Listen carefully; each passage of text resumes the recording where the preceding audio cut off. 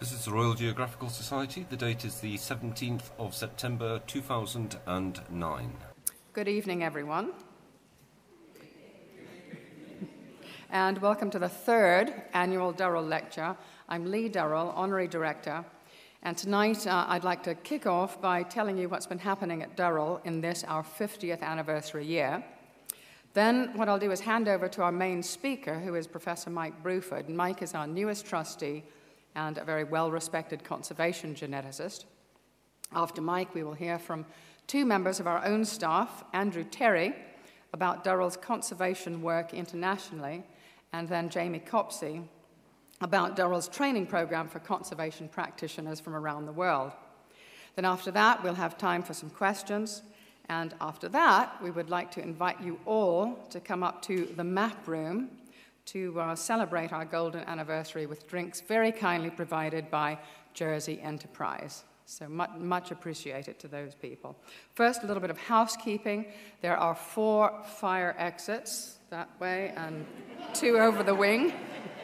And and could everybody please turn off your mobile phones, not just on silent, because sometimes they interfere with things. What we are celebrating this year actually started off more than 75 years ago. And this was when Gerald Durrell was a boy in Corfu, and he discovered his great passion for the animal kingdom. 50 years ago, Jerry realized his dream when he leased the beautiful Les Augres Manor in Jersey and its beautiful land surrounding it and all of the outbuildings, and he opened the gates of the Jersey Zoo to the public.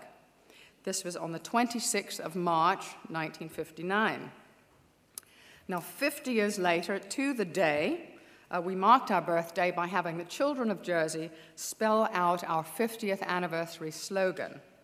And it's a little bit difficult to read, so I think I better tell you what it says. I think it was the angle of the camera, not the children. It reads, "It's time." And we use that slogan throughout the year to say lots of different things. It's very useful, you know, it's time to save species, it's time to join Durrell and the like. This was in the grounds of what is now called the Durrell Wildlife Conservation Trust. 2 days after that, we held the Gerald Durrell dinner, and our guest of honor was Sir David Attenborough, who'd been a friend and supporter of Jerry from the very, very beginning. And Sir David still is very much a supporter. He mesmerized everybody at the dinner party by an amazing speech, and I'd like to play a little bit from that speech to you now. And what you are doing now in Durrell is more important than it ever was. Because Jerry could not know the extremes to which we have been driven right now. This institution, Durrell, has never been more important. There have never been more endangered species in the world than there are right now. And neither has there been such an accomplished, admirable, and wonderful institution as Durrell before in the history of the world. Nobody else has accumulated the sort of expertise in how to breed endangered species, and how not only to do it here, but how to export that expertise to the countries where the endangered animal is indigenous, where it should be. So that Durrell has become far more important, perhaps, than even Jerry realized it would be. The worldwide importance of this institution, I assure you, is tremendous. So this is its 50th birthday. I wish it every success, and may it go on for another 50 years and more, because I do assure you that the world needs Gerald. Thank you. That gives me goosebumps every time I hear it. Hear, hear. Hear, hear. Well, Sir David was a pretty hard act to follow, but in April, we opened a new enclosure for the meerkats, enduringly popular, and it really is one of the best meerkat setups that I've ever seen. In June, we filmed for the Antiques Roadshow, featuring a Noah's Ark that Jerry had given me for one of our anniversaries many, many years ago.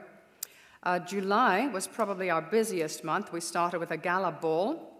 It was attended by our patron, the Princess Royal, and she also spoke about Durrell's 50-year history and our significance to biodiversity conservation.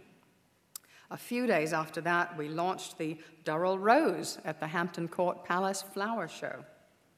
Now, I want you to remember this picture. This was when the Jersey Zoo first opened, our opening day, and we had, I believe, about 1,400 people come through the gates on that very first day. Now, see if you recognize the background in this picture. This was taken 50 years later, in the middle of July, on what we called Durrell Day. And on Durrell Day, we welcomed more than 14,000 people through the gates. And I can tell you it was very crowded, but it was a real measure of the affection in which Durrell is held today on the island. This was followed by an exhibition of animal art by a wonderful sculptor called Kate Denton. And Kate actually learned to draw at the Jersey Zoo when she was a teenager, and often it was Jerry himself who was looking over her shoulder and correcting her drawings. In August, we welcomed a species to Durrell that we hadn't seen for many years, the red river hog. And perhaps some of you, some of the life members or long-standing members in the audience, remember the red river hogs at Durrell. We also, in August, began work on the old walled garden at Les Augres Manor, and that is going to be transformed into a dry forest of Madagascar, with all the threatened species that we are breeding in Jersey and that we're working with in Madagascar. And finally, just this month, early September, we held a more informal event than a gala dinner or a ball, and this was with another of the Trust's celebrity supporters, and that is John Cleese. John you'll recognize in the middle, and that's Quentin Bloxham on the right. Now, this brings us up to date on the celebrations for 2009, but let's not forget that Jerry set out on a very clear mission to save species from extinction. Jerry knew, as we know, that this is a very long-term prospect, but I think that even Jerry would be amazed at what we have achieved so far. Just in this year alone, in 2009 alone, we have seen the Mauritian fody downlisted from critically endangered to endangered, really strong recovery of a species we've worked with for a long time, the St. Lucia parrot, species that we've just started with a few years ago, the mangrove finches from Galapagos, are now recovering well. We've doubled the world's population of Bojas skinks, and we've released our second group of pygmy hogs in Assam in India. In the last 50 years, there are at least 50 species, and here they are now, that would be facing a very different future had Durrell not been involved. Thank you very much for listening to my introductory remarks, and I would now like to introduce our next speaker, Professor Mike Bruford of Cardiff University. As I mentioned, Mike is our newest trustee, but he comes to us with a very interesting perspective. He worked with us for a number of years as examiner on our training program. So he knows Durrell very well, and yet he can offer an objective view on what we are all about. So thank you all very much. And Mike, your turn. Thank you.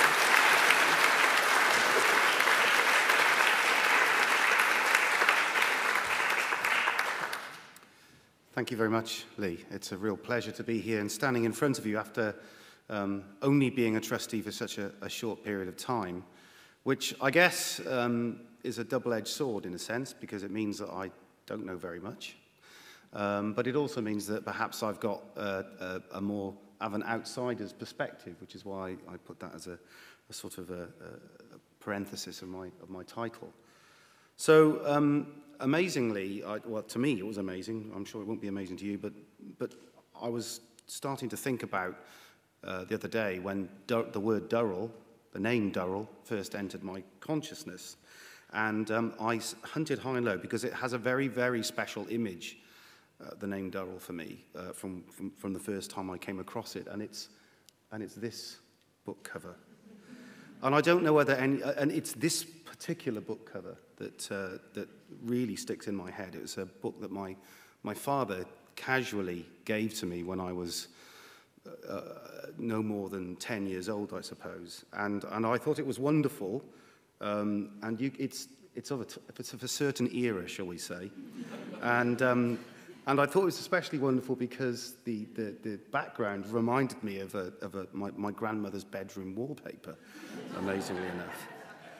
But I read the book, and you know, for those of you who have read it, it's perhaps, I'm not sure whether it's necessarily one of Gerald's most famous books, but it's certainly something that I found hilariously amusing and really summed up a lot of the things that I found amusing about what he wrote when I, after reading this book, went on to read all the others, as you do, especially when you're devouring books in your sort of early teenage.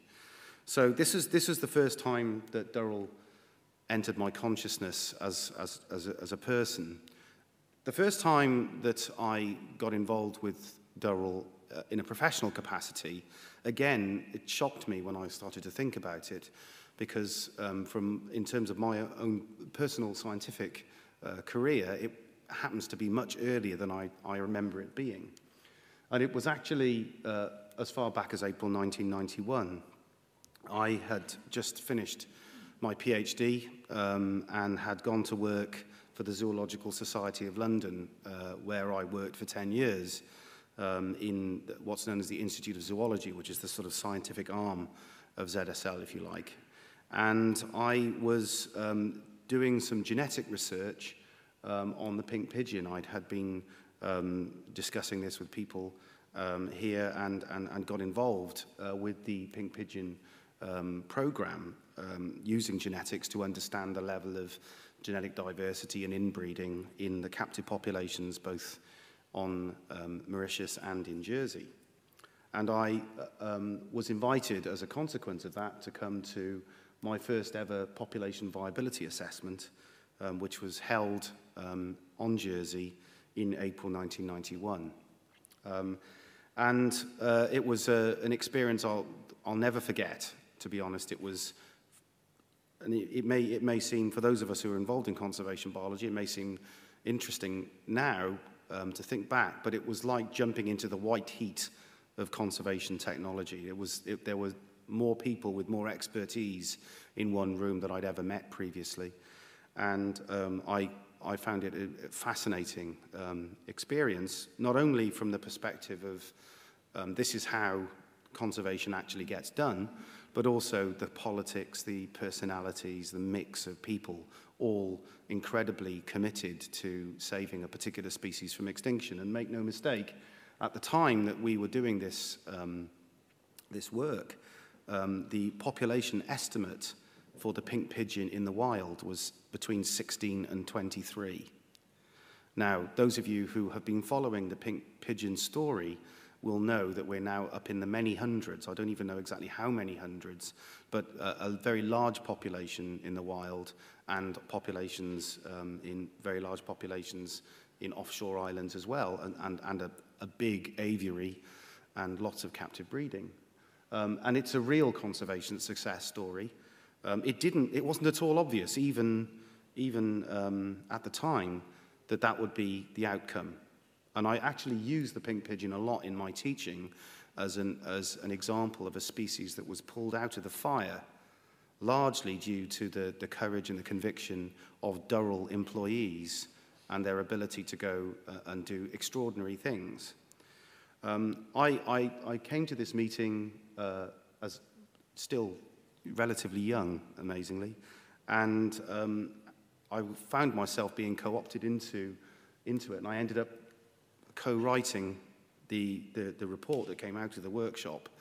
So I got far more than I bargained for at that meeting, and I think that sums up everything I've done with Durrell since. I've always ended up getting far more than I bargained for. And so that I approached the coming few years with some trepidation, as you might imagine. But I met this group of extraordinary characters, and they're just a few whose images I could retrieve as part of that whole process, I met Ulysses Seal. Now, his name may be known to some of you, but he is one of the most important figures in species conservation over the last 30 years. Ulysses Seal was the chairman of what was, when I first was involved, the captive breeding specialist group that became the conservation breeding specialist group of IUCN. And Uli and his colleagues instigated the whole population viability assessment process, which has now been carried out on many hundreds of different species across the globe. Uli sadly left us a couple of years ago, and his place has been filled by a guy called Bob Lacey subsequently. But I think the role that Uli played, and he became a very good friend of mine, and I participated in a number of these workshops. This all started due to this first meeting at Durrell. But I also met lots of other very interesting people. Carl Jones, I'm sure you all know of Carl very well. And that launched, for me, a whole new research area, which I'll describe briefly in a little while. David Waugh, who didn't look like this, actually, back in 1991. He had a beard and less grey hair. But David was at that time head of the training centre, and pretty soon after the meeting gave me again much more than I bargained for and asked me whether I would be willing to become involved in teaching at the training centre. And I just said yes, as you do. And I was teaching then for 7 or 8 years afterwards on that course. But also John Hartley, who was responsible within Jersey for managing the masquerading Mauritius program, and people like John Cooper, who was very heavily involved in the program as well. But a whole slew of people, many of whom have left, but some of whom are still there. People like David Jago, who are still at the trust now. So it was what I'm trying to sort of get across from this was that it opened my eyes to just what a bewilderingly complex world conservation actually is, and how it largely comes down to commitment, but also personalities. All of these people had dramatically different personalities. They didn't always get on. It was quite a meeting in terms of full and frank discussion. But at the end of the day, it worked. And I think that's one of the most amazing things that I've found over the years at Durrell, is that you do have these incredibly committed people, not, far-flung places all over the world, all working to a single cause. But boy, they're very interesting people as well when you get them with a pint of beer in their hand. So I think it's a fantastic testament. And I just choose the pink pigeon as one example, and of course Lee just mentioned a huge list of different species that this kind of process has been going on. So it just gives you an idea of the amount of work and the complexity of work that goes on in species conservation, and this is just one very small example.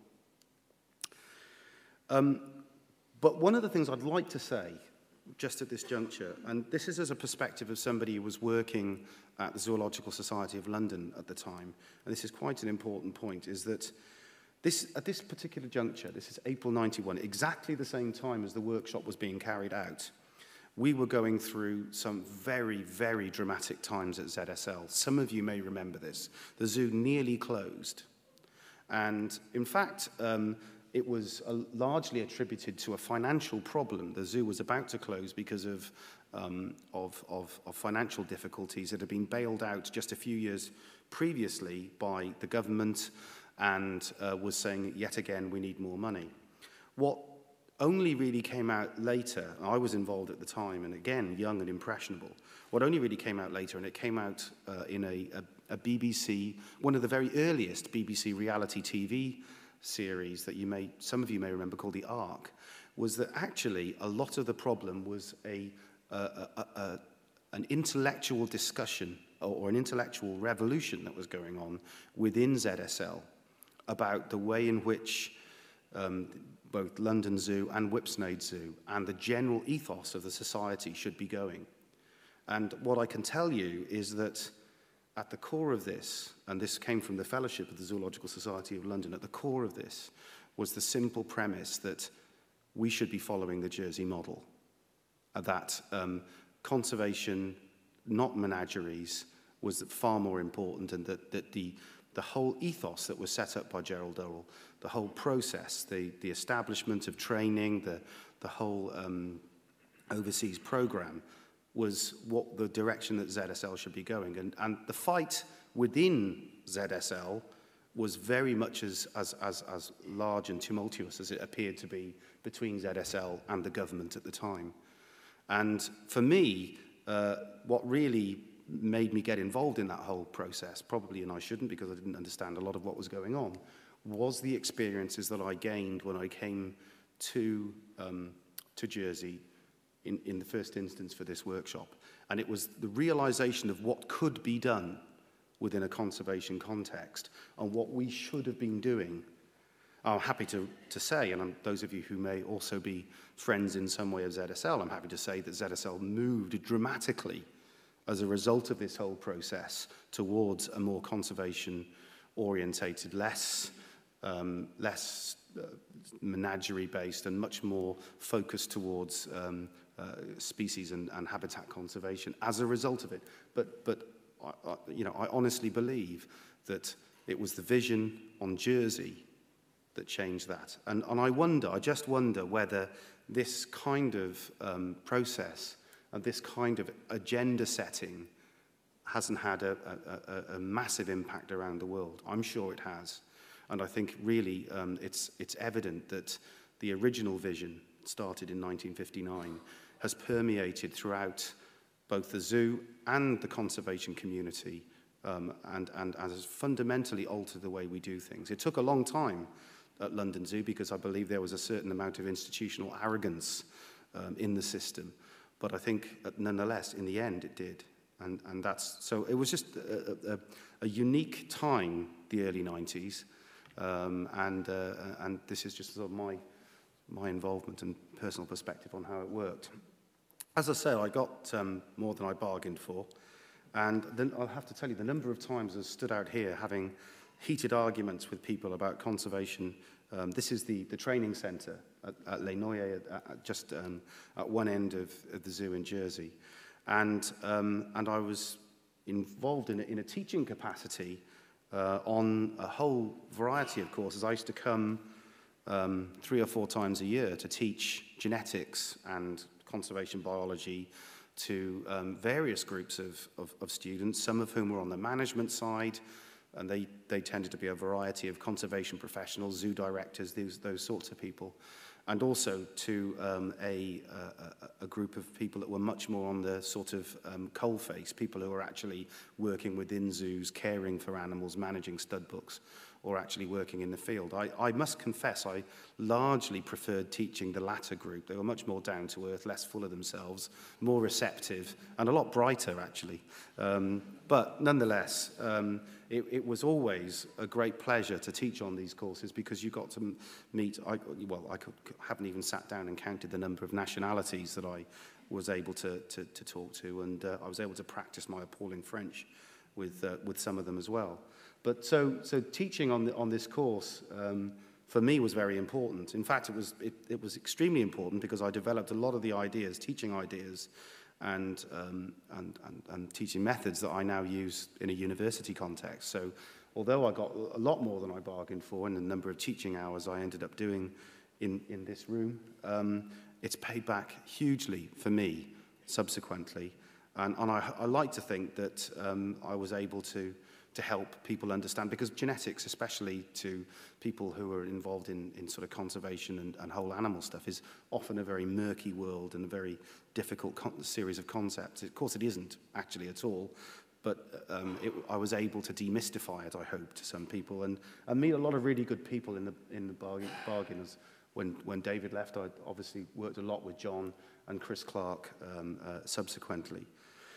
And then, as is often the way, I had a hiatus when I left ZSL and started to get enveloped in academia in Cardiff. But I then came back and served for an extended period of time as the external examiner on the Diploma in Endangered Species Management, which is also a very, very interesting and very thought-provoking process, and allowed me to come back and keep tabs on the developments that were going on at the zoo and at the Trust generally. And so I think I would like to say that I think that the ITC is incalculably important within the remit of what the Trust does.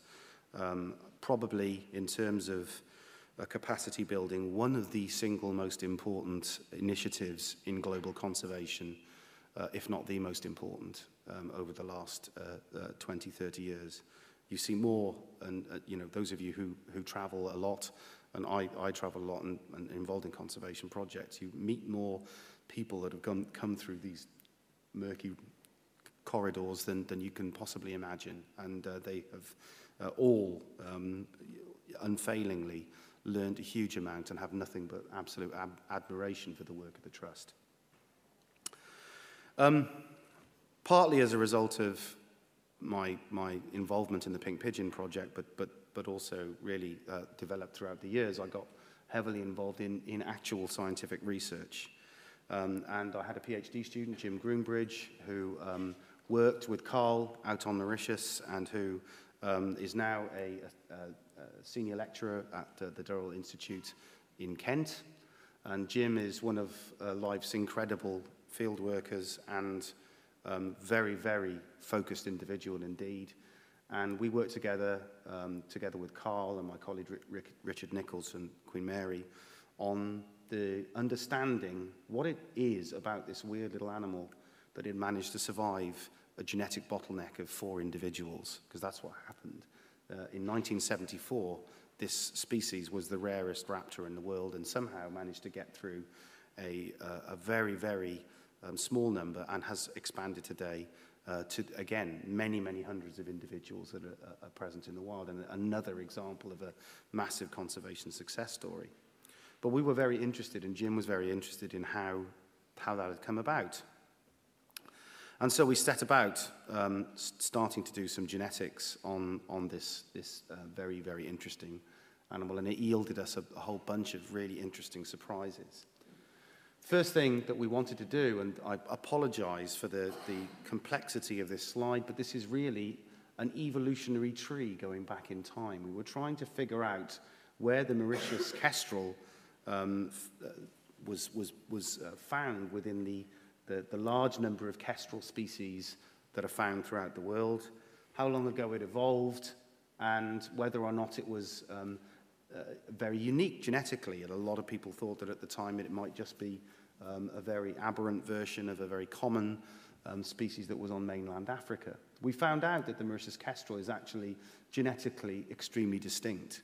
Although Mauritius itself is a relatively young island, the kestrel is in comparative terms, a rather old species. It probably diverged from a common ancestor from the other Indian Ocean kestrels as long ago as 1.7 million years. And so that makes it indeed an extremely unique and interesting species to be studying and conserving. And we were able to put this information onto a geological history of the island and the ages in which the island first established. And what's quite interesting is that Mauritius is a relatively young island, certainly compared to the Seychelles and very much compared to Madagascar. And so we have this really odd situation where we have the Madagascan and the Seychelles kestrels, which are relatively young species, maybe only 600,000 years old, yet they inhabit currently islands which are 55 and 120 million years old. But in contrast, the Mauritian kestrel is actually much older, but it lives on a much younger island. And so this was new information, and it means that in terms of evolutionary distinctiveness, the Mauritius kestrel is actually an important species to focus on, certainly within the Indian Ocean. In a sense, although this was done long after the actual conservation project was started, it does say at least, and it's quite important to say, that the Mauritius kestrel is a unique, distinct, evolutionary bit of our biodiversity that is well worth conserving. Then, once we'd done that kind of work, what we started to look at was the genetic diversity. And this is, again, a rather busy slide, and I'm not going to explain it in great detail. Here we have the demographic bottleneck that the Mauritius kestrel went through, coming down to just a handful of individuals in 1974, and then as a result of this incredible conservation program put in place by the Mauritius Wildlife Foundation in Jersey, a massive increase in numbers over a very short period of time, to the point at which now the population is self-sustaining. What we wanted to ask the question was, how much genetic diversity does this bottleneck deprive the Mauritius kestrel of, and is it less than you might expect for a population of the same size in the mainland? This is an important question because many people have said that island species that evolved on islands, have intrinsically low genetic variation. They come from a single ancestor, and as a result of that, we needn't worry about maintaining genetic diversity in island species. They don't have any anyway. So what we decided to do was compare the modern Mauritius kestrel, the restored population, the one that's come out of the genetic bottleneck. We decided to compare that with the population before the bottleneck. And what we did was basically get into our genetic TARDIS and go back in time and take museum skins from individuals that were caught and collected as far back as 160 years ago. So we were able to census the genetic variation of the population from museum skins from the population before it went into that steep decline. And the bottom line is that what we found was that whereas the modern Mauritius kestrel, the restored population, has far less genetic diversity than you might expect for a population of its size and its range were it living on the mainland, the ancestral Mauritius kestrel, the one that went before it went through the genetic bottleneck, had genetic diversity well within the range that we would expect if that island was put into the middle of Africa. So there's nothing special about this island population that means that it has especially low genetic variability. The reason it has low genetic variability is that it went through a genetic bottleneck, and the ancestral population showed perfectly normal levels of genetic diversity for a kestrel. And what that means is that we really do have to look after the genetic diversity of island endemic species, and indeed, there's been a huge amount of genetic work that's been carried out on island birds that have been involved in Durrells projects since that time. I mean, this is work that we completed back in 1990, so there's been a lot of work carried out since. The other thing it says, interestingly, is that actually the Mauritius kestrel was probably, in terms of a genetic sense, lucky. Lucky in the sense that those 4 individuals whose genes passed through the genetic bottleneck, those 4 individuals didn't possess genes that were maladaptive, that were bad enough to actually make the population go extinct through inbreeding depression once it came through the bottleneck. And so basically, the 4 individuals that passed through this very, very small population were relatively healthy genetically. And because the population then increased so dramatically and quickly, they didn't lose even more genetic diversity coming out of this bottleneck. And so the genetic diversity we see today is pretty representative of what happened when it passed through this bottleneck in 1974. So a reasonably good set of genes came through and is still present in the current population. So in a sense, although it's been a fantastic success story, the genes, the dice that were thrown at this particular juncture, the genes in those individuals were reasonably good genes. Otherwise, the population may still have gone extinct through inbreeding problems. So that taught us a lot, actually, and this kind of work has continued, not only in work involving species that are focused on by Durrell, but also species that are studied all over the world. And so that was a real privilege to be involved in that project and produce such interesting and, in a sense, unexpected results. And that was just one set of science. And again, it's my personal perspective on the science that I was able to do in collaboration with colleagues at Durrell during this period of time. But the scientific productivity that is coming out of Durrell, even to this day, is extraordinary. Durrell punches well above its weight in terms of the science, the quality, and the volume of science. And this is just some stuff that I was browsing the other day, papers that have appeared in the very latest issue of Oryx, a report here on the dreaded chytrid fungus and the Montserrat chicken, and other papers coming out of work in Madagascar, in Mauritius, and a real sense of the diversity of work that's being carried out. And these are good journals, and Durrell is producing very important information in the peer-reviewed public domain. So Durrell's science is not only it's not only out there, but it's accountable, it's peer-reviewed, and it's of very good quality. So I think that that's a really important thing to say. And long may that continue, and I'm sure it will with the very high-quality people that are doing the work. So just a few sort of concluding comments then about the future as I see it. And, you know, I don't feel too ashamed about being preempted by Sir David, but I've just, well, basically that's exactly what he said. Durrell's combination of management and policy-oriented research is more relevant than it ever was, and will continue to become more relevant as time goes along.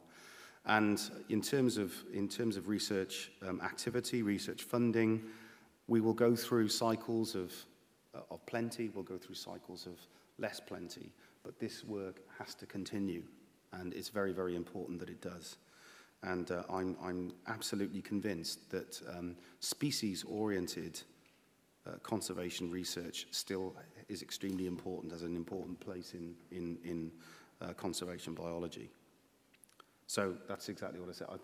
Species conservation, the issue that has really been at the heart of Durrell's work over the last 50 years, really matters, largely because the simple reality is that when we're dealing with countries that are in need of development, that are in need of ecotourism, that are in need of a reason to stop destroying habitat, often that coalesces around one or a few species.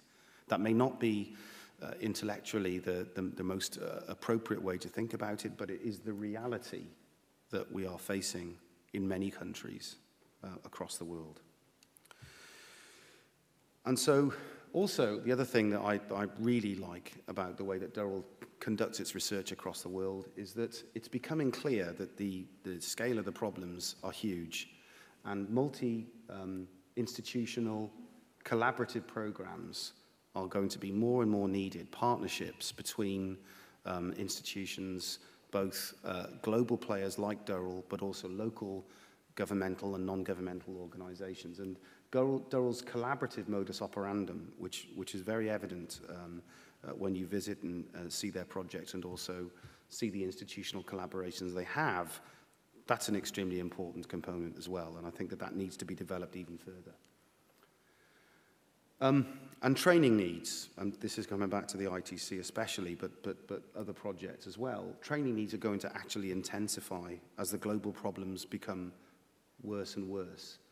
And its capacity, worryingly, is diminishing in some regions, and that is because of economic circumstances, but also political instability, and also this phenomenon that we all often see, which is that you train somebody to do a job which is very much at the coalface. You go back, they go back to their country, they get immediately put behind a desk. And that's a real problem. We need people to be working out on the ground that have received this training. And that's why training is so important. And you know, both all organizations realize this, and funding also is needed for this as well. And I'll just a couple of key words from me, really. The things that are really the strengths of this organization: vision, clarity of vision has always been there, and I think that that's an extremely important thing that not all organizations have. Authenticity, clearly, you know, for all of the reasons I've mentioned previously, Durrell is authentic. It's not a new player, it's a real player. Focus, and I think in terms of projects and research, focus is incredibly important. and impact. Measuring the impact as much as possible on the ground is extremely important. And these are all things that are already strengths and that can be developed even further, and I'm sure they will be. So that's really all I have to say. I don't want to delay things any further, but again, it's been a real interesting thing for me to be involved in with Durrell over the years, and I've got more than I bargained for. But hey, here's to the next 50 years. Thank you.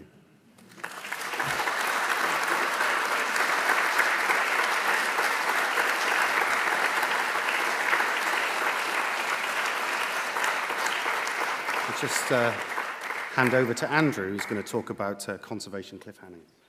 Right, good evening everybody. My name's Andrew Terry. I'm the Conservation Manager at Durrell. And I have to really thank Mike for what's a great introduction to what I'm going to talk about. He's covered most of the territory already. But he's really sort of introduced the subject of my talk. And what I want to tell you about is how Durrell does conservation. A little bit of how we approach the problems and how that's evolved over the years. And it really starts with the vision of that man there when he opened the zoo, and as Lee and Mike mentioned, the fact that conservation was very much in his thinking when he opened the place. That is an ethos, a philosophy that has gone through the years and has seen the evolution of Durrell's conservation work to the point at which it is today. And there are some themes which I want to come back to during my talk several times. We are a species-led organization, and it's through species and species conservation that we can link to the problems that are affecting habitats and ecosystems, and the link to the problem that are affecting people. We do have to choose where we work around the world. There are a great many more problems than there are people able to deal with them. But one thing I think exemplifies Durrell's approach is that the results that you see a change in the status of a species, or a species becomes safer, or a habitat is protected, take a long time to come. It takes a lot of work over many years, and there needs to be a commitment there. And this picture here, I think, is a really good example of that. This is the cover of our 50th anniversary newsletter that went out recently, showing Jerry in the 1970s with a Telfair skink here. Now, I work with Mauritius, and the restoration of islands and the restoration of this species started way back when, and in the 70s, started with the restoration of Round Island, which has been one of the major sort of habitat restoration successes in the world, and is now coming full circle because we started projects recently reintroducing the species back to the offshore islands of Mauritius, and it's a major part of our conservation program now, and we're even bringing them back to the zoo to tell people about the work in Mauritius. So again, this is another sort of 30-year commitment, and it was actually very nice to see that photo on the cover. I just want to show you what the evolution of our program has led to. We have a program of around 45 projects now in 14 different countries of the world. We tend to focus in the major tropical regions of the world, here in the neotropics, in Africa and Asia. Long-term programs in the Caribbean. In the Galapagos, we have started projects recently working with the Charles Darwin Foundation and Galapagos National Parks, which are very exciting. Our heart is found in the Western Indian Ocean, in the islands of Madagascar, Mauritius, and the Comores, where we really have the longest history and the largest exposure. And of course, very long-term projects in Assam with the pygmy hog, and in Sumatra with the orangutan. Now, we've talked a little bit about how the threats that are facing the world, and we know that at the ground level, what happens is that forests get cut down, species are overexploited, and things like pollution cause major ecosystem shocks. And these are the effects that happen at the local level, and this is what Durrell primarily responds to. But of course, they have their driving forces somewhere else, whether it's the global economy, whether it's now climate change, overpopulation. Those are the forces that are driving the changes that we see on the ground. But Durrell, over the years, has remained very much focused on this ground level. This is where we believe we can make a difference, we can act, and where the changes and responses have to be made. But we believe through the work and collaboration with other organizations such as ourselves and many of the other players in the world, we can influence the processes that happen at the global level. So we act here, and hopefully we are able to influence up there. This is some of the cast, some of the guys we work with in the field. We work with a huge number of species at the moment, and this is where we start. We're a species-led organization. We target our work through these guys. They are the focus, but invariably, changing the status of a species requires a lot more work. In fact, you could make the example that, I do hesitate to use the word saved, but restoring a species, getting populations to a level where you know that they are fairly secure is a bit like the tip of an iceberg. Most of the work is hidden somewhere below the surface. Areas need to be protected for the species to live in. A huge amount of knowledge is generated. Mike was showing a fantastic example of the interaction between science and conservation conservation into science. Skills are transferred. A lot of training are done. People are employed on projects and through projects. Those skills don't end with that project. They go on. They go on to other problems around the world. Now, you've had a great introduction to this set. These are really conservation icons now for how you restore species. The Mauritius kestrel, the echo parakeet, and the pink pigeon. Species that have gone down to almost sign-off levels of populations. As Mike said, 4 birds. As I understand it, 2 of those were females. So 1 breeding pair, 4 individuals. That's pretty much as low as you can go, I think. Less than 20 parrots and pigeons, again, in the wild. Really low levels. And they have been major conservation successes.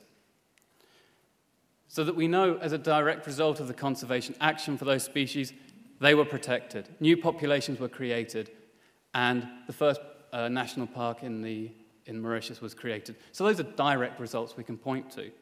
But as Mike was demonstrating, a huge amount of knowledge is created. And with these 3 species alone, there's been over 30 years of dedicated research. We have, through the work of Carl Jones and Mauritian Wildlife Foundation, strategic relationships with major universities who are mining that data for new knowledge. Over 30 PhDs have been completed out of that. That's dedicated research that is being used around the world for other situations, and hundreds of papers, research papers being shared. So this is how the primary way in which knowledge on one system can be applied to another one. And of course, a great deal of capacity is built. We were learning new techniques. Those techniques were transferred. Great number of volunteers come through that system every year. And they go on around the world. So I've just used some of the high-profile examples here where the skills from Mauritius have gone on to work on the Californian condor, the kakapo parrot, Spix's macaw, and the Hawaiian crow, which are now iconic conservation projects. So that you may see species saved or one species protected, but there's an iceberg's worth of stuff going on underneath there. And this is the sort of model that we want to develop with our conservation program. So we really have these 3 pillars. As Mike said, it's based on a sound scientific foundation, and we have to work with academic institutions to better to continue to develop that scientific knowledge. Direct action in the field is the primary role, and very importantly, we work on building capacity in many ways. So in the science, we're surveying, because a lot of these species we know very little about when we get to them. We need to know basic information and all the more complex stuff that Mike was talking about. Getting to the action in the field, we're restoring the habitats, working with invasive species. And of course, with the expertise we have at the site in Jersey, we try and integrate wherever we can, so we have the expertise of captive breeding that we can apply to reintroduction programs. And we manage 3 different captive breeding and reintroduction programs elsewhere around the world that we try and build much connection with the expertise at our site in Jersey. And of course, we have our greatest asset, the International Training Center, which Jamie's going to tell you more about. But we also work a lot with the people who are impacted by changes to their natural systems, and of course are one of the major impacts on those natural systems. Now, I want to give you a couple of examples that I think illustrate how we work, and they illustrate that sort of long-term commitment. The first one is the dry forests ecosystem in Mena Bay in western Madagascar. Everyone knows the rainforests. They're always the poster boys for conservation. But invariably around the world, it's dry forests that have taken a major hit. In Madagascar, there's less than 3% of that left. And often these are more species-rich than their rainforest equivalent. In fact, this lovely photo showing a baobab tree, which is so iconic, you should only be able to see the very crown of the baobab tree. But we see baobab trees as this symbol of Madagascar. It's actually a symbol of what happens when the habitat is destroyed, unfortunately. But what I want to tell you about is our main interest in the region was sparked by species such as these. We have the narrow-striped mongoose up there, the brilliant giant jumping rat, and the flat-tailed tortoise here. And these species and the state of these species led us to the area. And so we were interested in their status, how they were doing, and how we could protect them. And we had to develop some techniques to do that. We had to work on the research on how you do that and generate information, and we've been collecting over 15 years of data on this. And here you see Robert Buru from our Madagascar program with Tim Wright, who's in the mammal department in Jersey. They're measuring jumping rat burrows there. Now, the interesting thing about this was we were able to show that the jumping rats in Mena Bay are in two distinct populations. So you've got one forest area that's fragmented, but you've got two sets of jumping rats that don't seem to be mingling that much. Now, that information fed directly into the protection of the area. Now, the two really good things happened. We started an exercise much similar to the one Mike talked about for the pink pigeon, to try and understand what the future for the jumping rat could be, population modeling. So what can we say about the future? Now, the group of stakeholders, the people in the community who got together to be part of that, went on to form a regional development committee that now governs all development and conservation work in the region. So already a really good footing was put in place. And the area was protected directly as a result of that species information. And more recently, this area, a lake on the coast just there, was declared a Ramsar site, which is a wetland of global importance. And again, it was based on species information. So this is how species information, species conservation leads directly to bigger things. But there are a lot of people who live around that area as well, and they are using the resources. And the protected area encompassed the resources they used. So, although this looks like a political rally, it's not quite. We work very closely with the villagers there, and through that process, actually convince them that what they should do is sign over some of the land that they are managing to be conserved, and then sustainably harvest and manage the other areas. And we were able to increase the core zone of that protected area by 5,000 hectares by working closely with the villagers. I'm going to give you a bit of a shameless plug as well now. I don't know if you've all seen the new series. It's a TV program called Last Chance to See with Mark Cowardine and Stephen Fry, where they're going around looking at conservation projects around the world. Well, on Sunday, this Sunday, they go and visit our project in Mena Bay. So you'll be able to see some of the conservation work. You'll see Stephen Fry getting a wee bit too friendly with a jumping rat, I think, by all accounts. But it will give you an insight into what we do. Having said that, I haven't seen it, so I hope it's a good insight, but no, I'm sure it will be. So again, I mean, that is showing you how we, for a long time, have been interested in species, and we've been able to translate that into protected areas. My second example is very much work in progress. Some of you who came last year would have heard about the mountain chicken. And we were very worried about its state. It's very fragile because of this threat of a disease called chytridiomycosis, or chytrid for short, which is kind of an equivalent to athlete's foot. We get athlete's foot, it kills them. For some reason, they're very susceptible to it, and we don't fully understand why.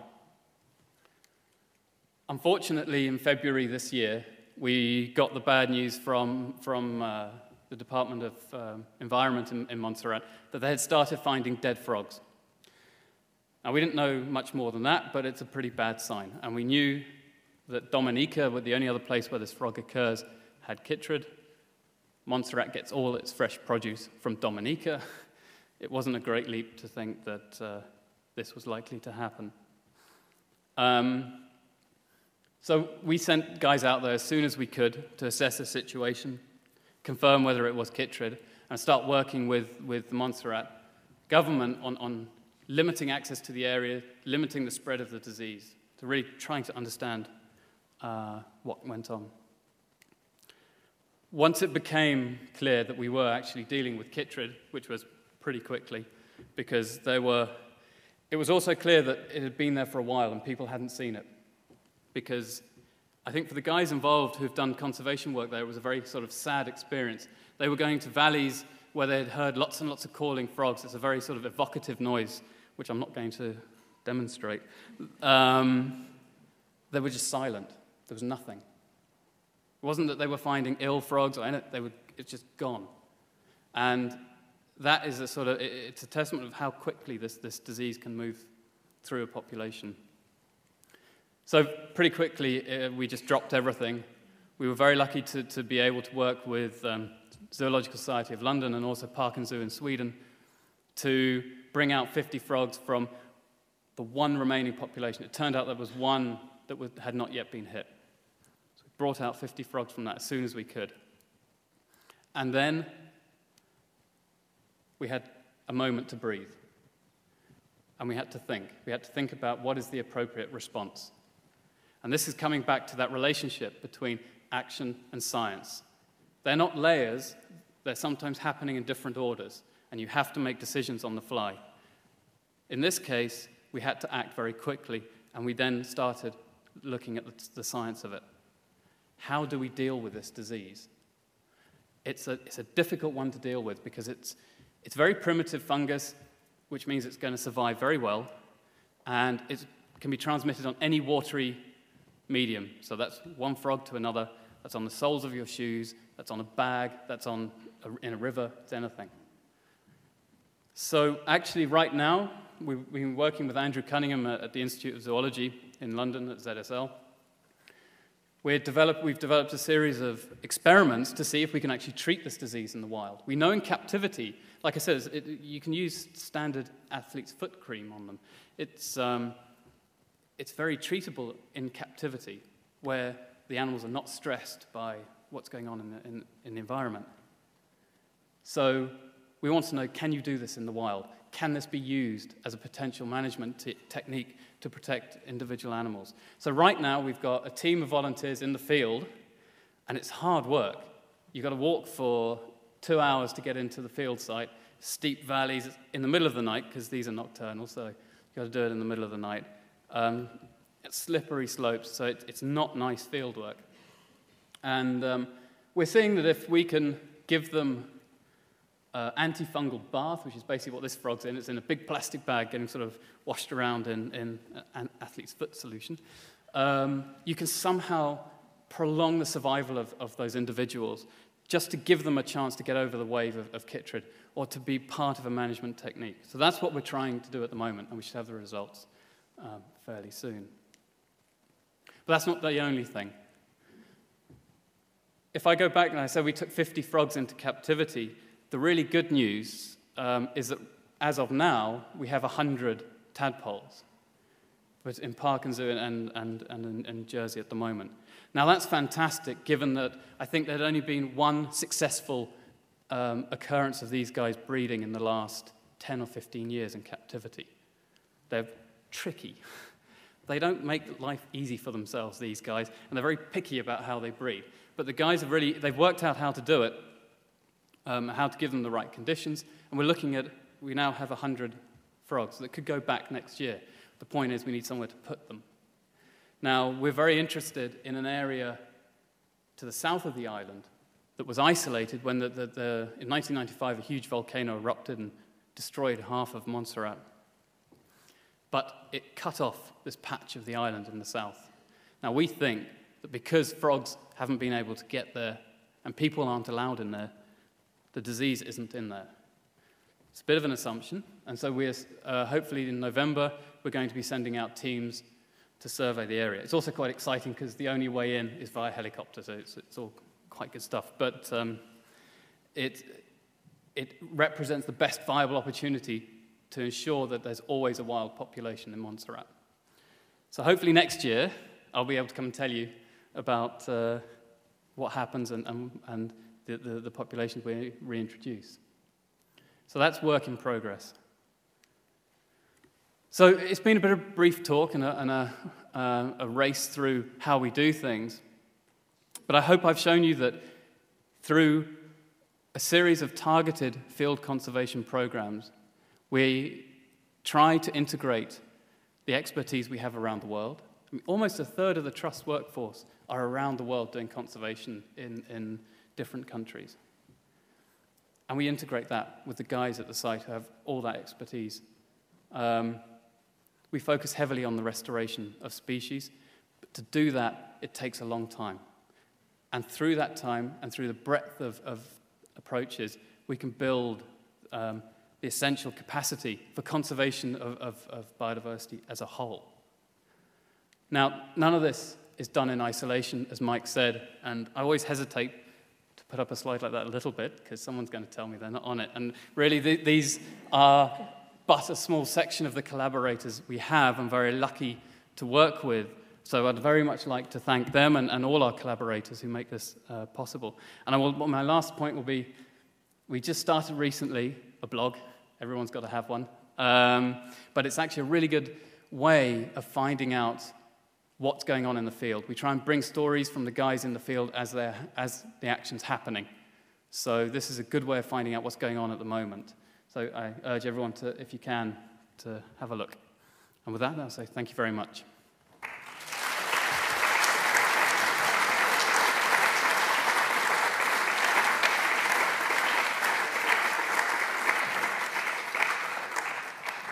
And I'm also going to hand over to Jamie Copsey, who runs the training center for Durrell, which I think Jamie and I now are really trying to integrate what we do in the field with the training as much as possible. And it really is one of the strongest assets we have. And I think the more we integrate our programs, the more we are going to be able to affect the conservation biodiversity worldwide. So with that, I will hand over to Jamie. Thank you, Andrew, for that introduction, and to Rachel for giving me the twilight shift. It is a great honor for me to be here today to talk to you about the training pedigree of Durrell through the International Training Centre, to tell you a little bit about where we came from, to tell you a certain amount of where we are today, and to give you some insights into where we're going in the future as we try to identify those individuals who have got the entrepreneurial spirit to identify opportunities and swim against the tide to replicate Durrell's conservation projects worldwide. Now, with any development, you have to think to yourself, why are you doing it? Particularly in conservation where resources are tight. And I turn to Snyder and Snyder for this, a couple who are eminent conservation biologists who you've heard about before. In fact, Andrew talked about the Californian Condor Project, and these guys have done an awful lot of work on that project. And I think they've summed it up beautifully. The skills for saving endangered species are out there. You've heard about some of them from Andrew and from Mike. Yes, there's more we can develop, but we know an awful lot. The problem is that those skills are not getting out to where they are needed. Gerald Durrell was ahead of his time. As with the conservation, he was with his vision for the training centre. The idea to create a mini university where individuals, particularly from developing countries, can come over, learn the skills they need to go back and manage their species in captivity to the highest possible standards.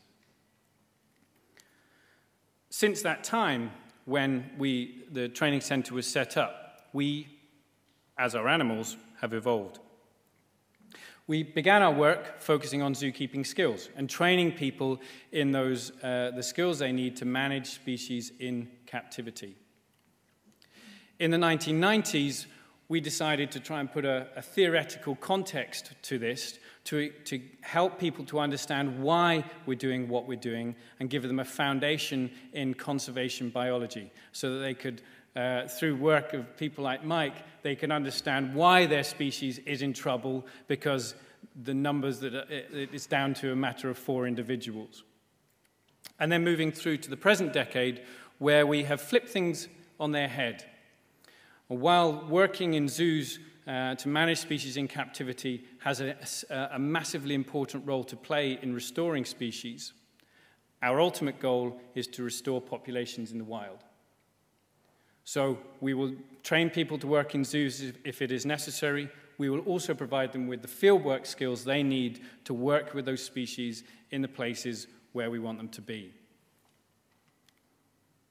And it is true to say that we have gone from strength to strength since the late 1970s when I think the first individual who came over to train with Durrell kipped down on a local vicar's floor or something like that. Since that time, we have got to the point where we have trained almost 1,800 conservation biologists. These are conservation professionals in different stages of their career who are now out there doing their best for species conservation. We are also training the next generation. We have trained over 750 undergraduates and postgraduate students, most recently with the master's course that we run jointly with Imperial, which is a really exciting development. But getting them fired up and skilled up to be able to work in conservation projects in the future. But it's not just about the quantity of training we've been doing, it is also the impact that we have been having on individuals' lives. This is a map of, it's supposed to be some idea about where we have trained people from. We've actually trained people from 122 countries. To give you some examples of those people and the impact that that training has had on them, I'll start off with Simon Guerrero. He's the Deputy Director of the zoo in the Dominican Republic and who's attended 2 courses at the training center. And he was very clear when I've spoken to him on a number of occasions that he is just champing at the bit to be able to apply the skills that he has learned in Jersey to his projects in the zoo, but also in the field as well. And it's wonderful to see that Simone is actually working with our conservation team on the conservation of the Selenodon that you see there. Many of you will have heard of Claudio Padua from Brazil. You'll definitely have heard of the black lion tamarin, that he is perhaps most famous for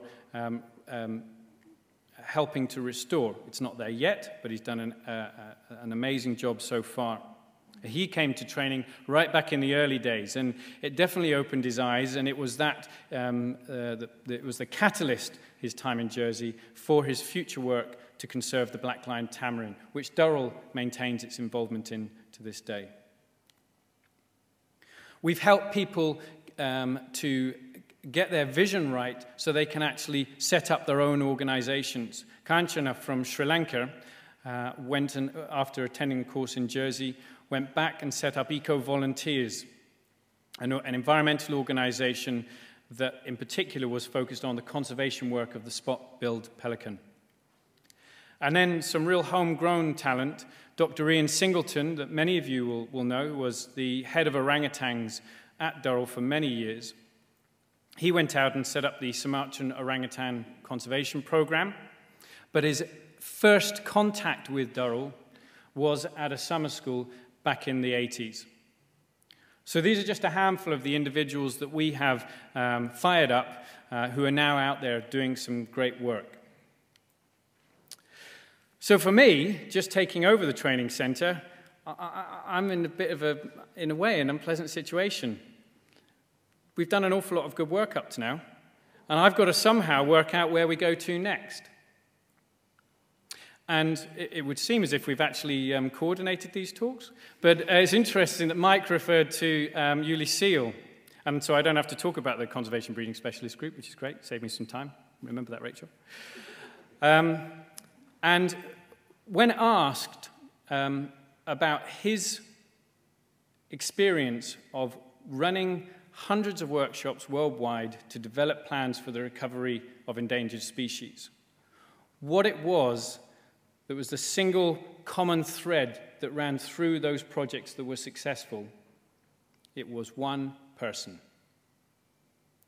An individual who was a bulldog, who refused to let go and stayed with the project from the start and saw it through to the end. We have some of them in Durrell. We definitely have some bulldogs in Durrell. But they're people who can motivate others and can manage morale so they can get their teams to get out there and get the work done in very difficult situations. And for me, taking the training centre hopefully in an upward trajectory over the next few years, I want to focus our attention on getting to more of these particular individuals, those high flyers that shine out above the rest, and if they're not already, will go on to lead successful conservation projects worldwide. And I'd like to give you an idea, or through an example of an individual who we're currently working with, the sort of person that we are trying to reach out to, and we will be reaching out to as we move into the future. People who have that entrepreneurial spirit. They're not looking for money or financial opportunities. They're looking for opportunities to save endangered species. And I'm going to talk about Arturo Munoz. I kind of see him as a Bolivian Gerald Durrell. Hopefully that's not blasphemy, but I think he's an incredible guy. He is self-taught. As a child, just like Gerald Durrell, much to the annoyance of his mum, he would collect animals and he would keep them in bathtubs and basins. He was determined to try and understand how they operated, how to keep them, how to care for them. At university, he came to the attention of a Belgian researcher who took him around Bolivia looking at herptiles, looking at amphibians and reptiles. And it was that experience that I suppose, kindled in Arturo the desire to be a field worker, and in particular to work with amphibians, moving him from simply a biologist and turning him into an amphibian biologist. And he literally left no stone unturned in his search to find amphibians, to document them, to understand whereabouts they were, and to know his species. As a consequence of that work, he was selected to be the Bolivian coordinator of a UK government-funded project to survey 60 key sites around Bolivia and to document what species were found there. And this is where his communication and management skills really were put to the test, both with working with people outside of the country, but also with local communities. And then in 2006, he got wind of the amphibian biodiversity conservation course that we launched in Jersey and wanted to come. He didn't have the money, and so he found the money. He found it through selling his photos. He got enough money to get his flight, to get himself over here and attend that course. And as a consequence of that course, he moved from being an amphibian biologist to being an amphibian conservationist. He went back to Bolivia and set up the Bolivian Amphibian Initiative, which is currently working in particular with this species here. It's kind of like a fraggle. Do you know what a fraggle? Anyway, I don't know. It's a weird-looking, saggy-skinned creature. It looks like somebody has pumped it up with a bicycle pump and then let all the air out. So we haven't done that, but it's an incredible, incredible species. He has brought some into captivity. It is a critically endangered species. He has brought it into captivity and is currently trying to work out how to care for them and how to breed them. And this is the sort of person that we needing to be identifying. Somebody who has got some innate skills, who is determined to find out how to do his job better. Somebody who's resourceful, and ultimately somebody who is innovative and is trying to think about the bigger picture. And what we will be doing in order to create a global community of these conservation or Durrell entrepreneurs is take those individuals, provide them with the scientific, the biological, the social and management. Social skills sound as if they haven't got them at the moment. But the social and management skills and the financial skills that they need to be able to successfully run conservation projects. And with these skills and working with us, we hope to fire up their inspiration, if you can fire it up, provide them with the ability, and help them to sharpen their vision about what it is that they want to see as a change in their country with regards to endangered species. And we're going to do it in the following 3 ways. We're going to build capacity through running more training courses in Jersey and overseas. We will also, for a few of those individuals, be providing them with internship opportunities where they can come to Jersey and work with our staff on site or go into our overseas conservation programs.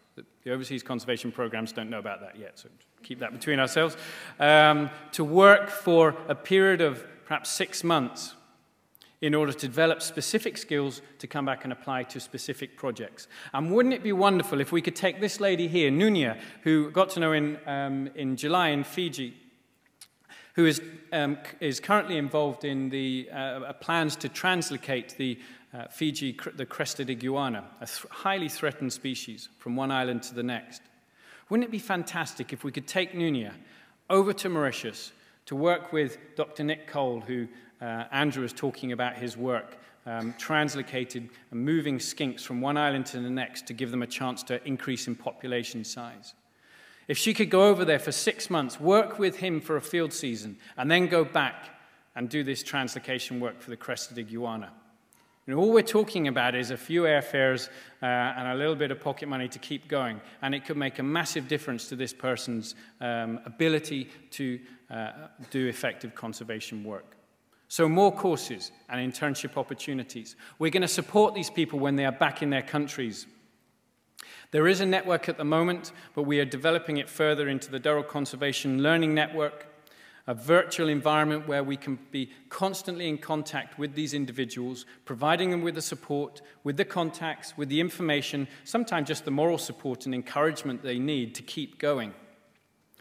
We will be giving them peer learning opportunities, chances to come together and learn from their colleagues about the experience they've had in endangered species recovery work, and giving small-scale but very targeted resources. This photo here, if you're perhaps wondering what they're looking at, I'm wondering what they're looking at as well, actually. I know what they're looking at, but we just haven't got a decent photo of it. These guys are from Ponape, and they attended one of the island species conservation courses that we ran in Guam last year. We gave a very small grant, and they had to apply for it. All of the participants could apply for it. These were the successful ones, and they were using the money to try and find the Ponape mountain starling that had not been seen for over a decade. They went out there, they found it. Now the difficult work begins, because we've got to work out how to hold on to this animal and not let it go for another 10 years without being seen again. But this was for £1,000. You know, we're not often talking about big money, and it can go an awful long way in many of these countries where these people are working in, particularly if you get to the right individual. So providing support, and obviously, as with our conservation projects, evaluating what we're doing, trying to understand why it was that the ITC made Kanchana who she is today. What in particular was it about her, about those courses, and how can we improve what we're doing? Because we've got a long way to go. We're going to have regional meetings where we bring trainees together so we can learn from them about what experience they're facing, what training they're requiring, how we can do a better job for them. But we can't give all of these experiences to everybody. We just don't have the resources for it. So we have to ask ourselves, how are we going to get to those individuals who really are going to shine out above the rest? And we're going to do it in the following way. We're going to run our general courses, whether it's on site in Jersey or overseas, where people are going to be selected for who look great on paper. And then we're going to use those courses to identify those individuals who clearly have got more than the average capability. Arturo came over to attend that ABC course in Jersey in 2006. We're then going to take some of those individuals who are shining out above the rest and enable them to do much more specialist training. Arturo was invited back this year to take part in our facilitation skills course, so he could learn the skills he needs to work more closely with local communities, government people, overseas conservationists, whoever it might be. And then we're going to give the creme de la creme opportunities for internships, where we invest very heavily in our time in these people because it's worth it. They're going to go back and they're going to do effective conservation projects and save species. What we hope is that in 2010, we can bring Arturo over to Jersey to work with our amphibian and reptile staff, and with our veterinary staff, and with our training staff, to develop the skills he needs to go back and build capacity within his country. And wouldn't it be great if we could get hold of some of those saggy-skinned frogs, bring them to Jersey, and with our reptile and amphibian experts, help him to work out how to get that animal to breed. Maybe we could do it. I think we can. I focused a lot on Arturo, and you may be thinking, well, okay, why don't you just do it, and then you've done your job. But there are more Arturos out there.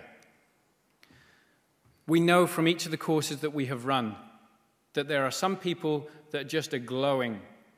It doesn't matter what difficulties they're facing, doesn't matter what culture they're from, they find ways of working the system to get to the point where they can do effective conservation work. There are likely to be those individuals within Durrell, and we've got two Durrell staff there from Madagascar and from Jersey. Those individuals may be out here as well. This is Matt Richards, the one on the left in the middle with the baseball cap back. David, I don't know whether you're around, but anyway. Perhaps not, you're wondering quite what he's doing, and let's not go into that. But Matt came over, along with his dad, and attended one of the courses that others can attend. It is for people with a lay interest in conservation in Jersey in the summer, and is now, I believe, going to be going on to... The thing is, he's going to Imperial, but if he hadn't actually got the place in Imperial, it could be really embarrassing now. But he's going to be going on to Imperial to do a master's course there, the one that we're working with Imperial on. Maybe he's one of those leaders of the future. But none of this is possible without the Durrell staff and the level of expertise that they have, and also their willingness to cooperate, not just with other organizations, but within the organization with other individuals. We can only do our job in training because we've got incredibly high caliber people who are willing to give up their time and come and work with us to help us overcome that gap, taking the skills from where they are to where they're needed. And I believe very strongly that we can use those skills to target particular individuals who are going to go on out there and are going to replicate Durrell's work time and time again in the future. Thank you very much.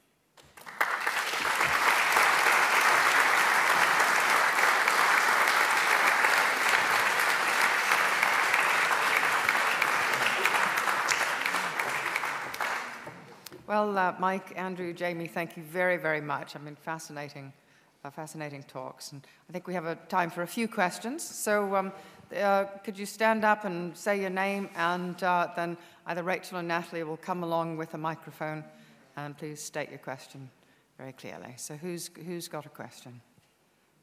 As usual, nobody raises their hand. There we are. There's one. Thank you. I'm Gail Birdie, and I thoroughly enjoyed hearing about the wonderful work that you're doing around the world, but I wondered if you could comment on the likelihood of the restoration to their former numbers of a species closer to home, that is the London sparrow, which is dwindled in numbers. Which of you would like to say something about the London sparrow? Andrew, can you come here to the microphone, please? I'm afraid I say very little about the London sparrow. I know that an awful lot of what have been termed common species are in major decline. And that's a lot of those species that we are very sort of accustomed to seeing in our farmlands and gardens and places around the world. And I mean, I can certainly speak for Jersey at least. It's seen a number of species like yellowhammers and other things effectively go extinct. They disappeared off the island because of farming practices and things like that. And also maybe there's a bit of climate change in there as well, but certainly primarily due to farming practices. And that's a crying shame because it's happening in our backyard. And when I talk about all the stuff we're doing around the world, we are also looking at our backyard in Jersey at least. And we're trying to replicate some of the success that the RSPB and BTO have had in the UK with the common bird indicators as a way of raising the profile of bird conservation. And we're trying to get similar processes going in Jersey so that people know what's happening, because the same declines are happening in Jersey. That rather general answer is a way of shifting out of your very specific question, because I'm afraid, I actually don't, I know very little about, but the state of the sparrow, but I'm guessing it's very similar to the state of a lot of our formerly common birds, where we've seen some of the largest declines in recent years.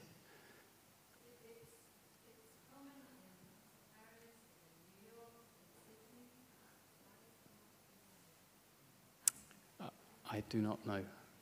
There are people in this room far more qualified than I. Up there, in fact. Really? Have you got the answer? Fantastic. Oh, hi, Felipe. Okay, you got a question. Okay. Right, I'll go now. Sorry, that wasn't a really good answer for you. You can maybe have a conversation over drinks in the map room in a few minutes. Any other questions? There's one way up there, I don't know. Could you just speak very loudly, because we probably can't get a microphone up to you. Pleasure to be here, and actually I am part of the partnership with Durrell, and I wanted to congratulate you all for what you do and what you help, and as a proof that the Galapagos Islands and some of the species in the Galapagos Islands are getting better care, and also in the sense of the training, we have also sent some of our personnel to be trained at Durrell. So you do a great job, and I had the pleasure to be there not long ago. And I wanted to know if the possibilities of extending our partnership to work with the Galapagos Racer. So Andrew, that's probably yours. Absolutely. It's the short answer. Yes, that's Felipe Cruz, who's Technical Director for the Charles Darwin Foundation in the Galapagos. And yes, thank you very much for those words, Felipe. It's lovely to see you here, and definitely, we're all up for it. Thank you very much. Okay, any more questions? Yes, here's one here. Okay. My name is Claudio. I'm from Brazil. Claudio Hess. Now you have a second Claudio. You just have one in Brazil. Now you have two Claudios. You're looking for a Taurus. And you have more Claudios in Brazil. I'm facing a problem there. I don't know. You are going to fishes and to ocean and to rivers in the future because I have some problems. Piranhas in the river we have in our city. I'm coming from São Mateus, Espírito Santo. And maybe you are now going to this new area is the bottom of an iceberg, bigger than you see in the air, okay? Anybody care to talk about our incident? We already do a lot of work in wetlands areas, and in Madagascar we do some fisheries work. And Jamie, you yourself have been involved in fisheries work in Madagascar. Do you want to comment? Can you come up here and answer? I was just going to say that there are so many problems out there to be solved, and there are so many areas that are unexplored, and there's so much work to be done. And I think Durrell is great in how it kind of embraces new challenges. But there is also, if we're going to be effective, we have to also have a limit, at least for the foreseeable future, and get what we're currently doing done to the best of our ability. So if I can understand you correctly, you're sort of asking whether we're going to get more involved in sort of aquatic conservation, the oceans and things like that. We are a drop in the ocean in a way in terms of the size of us as a conservation organization, and I think we have to stick with what we do well and do that better. And if we, when at a later date we have opportunities to develop further, then great. But what we don't want to do is spread ourselves so thin. I'm speaking for Andrews now, this is maybe unfair, but we don't want to spread ourselves so thin that we're not actually doing effective work. Go back to what Andrew said right near the beginning. We've been involved with projects for decades because it takes decades to save species and the habitats that they require. And now, if we've got that amount of time invested in species, there's only so many new projects that we're able to take on, and particularly new areas, without us watering it down. And we can give nice slides, but actually we've not really got anything behind it. So it absolutely needs to be done, but I would have thought it's at the moment, and it would be outside of what we currently can do if we're being true to ourselves. Is that right?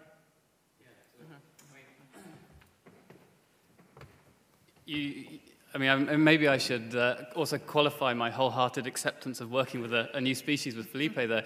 I know, it's... Damn it.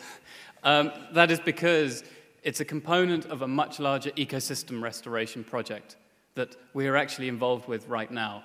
The restoration of the Floriana Island. I think it's a very exciting project that the Charles Darwin Foundation is leading, and we've come to it primarily through our experience with the mangrove finch over the last few years, working now with the Floriana mockingbird, which has been a very high-profile species, and again, we can bring a lot of our expertise working with reptiles to the racer. So, although I glibly say yes, a lot of thinking goes into the decisions we make to enter a new area. Because, as Jamie said, it's a very long-term commitment that you're making right up front. Traditionally, and probably for the foreseeable future, we are committed to more terrestrial ecosystems, wetlands where you're looking at the natural resource use as an area we work in, and maybe it's the transfer of skills in those general aspects of management and the conservation entrepreneurs that Jamie talked about, that I think we can probably have the best impact in systems like oceans. I can tell you about how to apply, get people to apply for courses at ICC. All right, I think, yes, we have one more question. Natalie, yeah. Hello, I'm Steve Venton. I'd like to ask you about how you coordinate your working with governments in developing countries where obviously it is very hard to gain long-term commitments in many occasions. Again, that's probably an Andrew answer. We work very, very closely with the governments in every country we work in. When species come to Jersey, they are always the property of the country they come from, and we report very rigorously back to that country. Anything that comes to Jersey is always on loan, and it's for a specific reason. Overseas, we work and have done hand in hand with governments for many years. In St. Lucia, with the St. Lucian Forestry Department, we are now really seen as technical advisors almost, working to build capacity within the department. Several department people have been on our training courses in the past. We're advising them on techniques, on approaches, and a lot of the projects that we have started, we've handed over to the governments, because in a way the continual management, when you go from a sort of restoration phase to a sort of continual management phase, you want to be able to hand that continual management over to the government, and we try and do that wherever possible. Now, those relationships sometimes work better than others, and situations around the world fluctuate quite dramatically, and that presents challenges. You all know the situation that's happened in Madagascar recently, and in a lot of the countries, you can have quite sudden changes in the senior staff in various state institutions and in government ministries, and that can pose challenges. But it's part of the job, and wherever we work, we can only work with the approval and acceptance of the governments there. So they are an integral part of conservation projects. Thank you. Probably just time for one more question. Yes, over there. My name's Adam Leather. I'm a life benefactor only. I would like to ask a question really of Jamie Copsey and also Paul Muston, who I know is here in the audience. With international ecosystems and the threats within them being a key focus of Jamie's training and the International Training Centre, it seems very important also to be able to train key members from corporations that are involved, for example, in extractive industries, and have courses of that type so they understand the implications of the means by which they must address those natural resources and also support local populations. To me, it makes sense that those training courses are also the source of financing for projects, in particular at a time when financing and legacies are under so much stress at the moment. What's being done at that moment, in this moment, on that particular line, and how do you find your financing is under stress?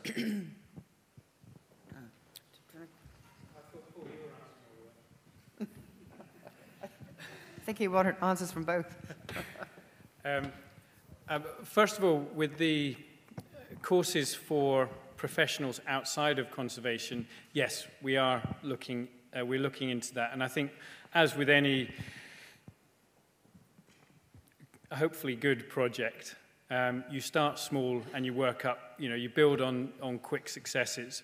So what we're looking at doing is working locally in Jersey and seeing what we can, what training might be attractive to local businesses in Jersey, in the finance sector or others which are involved in, investing their or other people's money in various industries, and seeing what we can do that would attract those people and perhaps inform them when they're looking at how they operate within their organizations.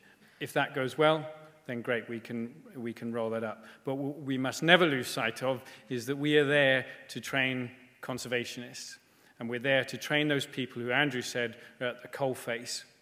So, we are a team of 2 trainers. We have other education staff, but we have 2 trainers there. So there's only so much that we're able to do. We'll start small, and we'll build up from there, and we'll see where it goes.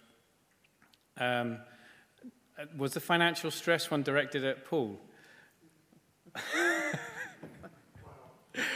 Paul, come up.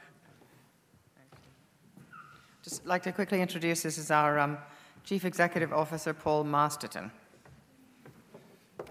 Thank you so much, Adam. And Jamie, you've got to work on these higher level questions. Not too long ago, 10 or 15 years, maybe a little longer, conservationists from a corporate perspective, and I know because I come from that world, were I think largely regarded as a bunch of pests, tree huggers perhaps, that were given short shrift at best. Over the last 20 years, that is changing slowly, perhaps though changing a little more quickly today.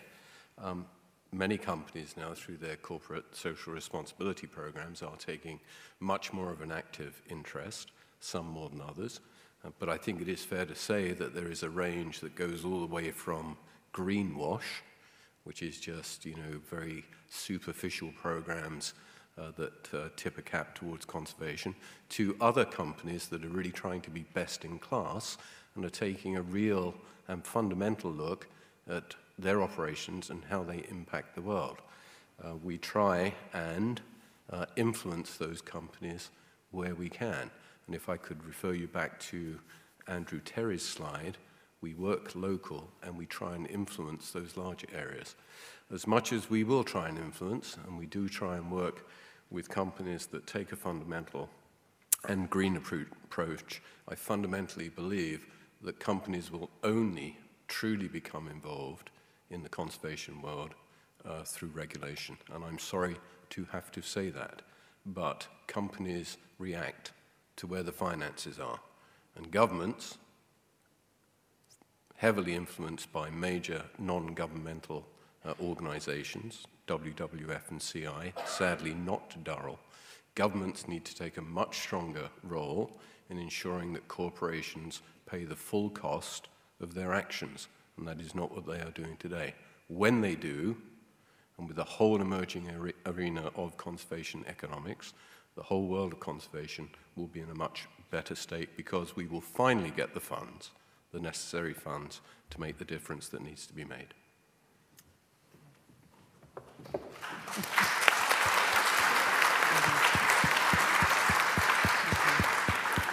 Good, thank you, Paul. Well, this ends our third Durrell lecture, and I would just like to invite everyone to come to the fourth one, which will be about a year from now.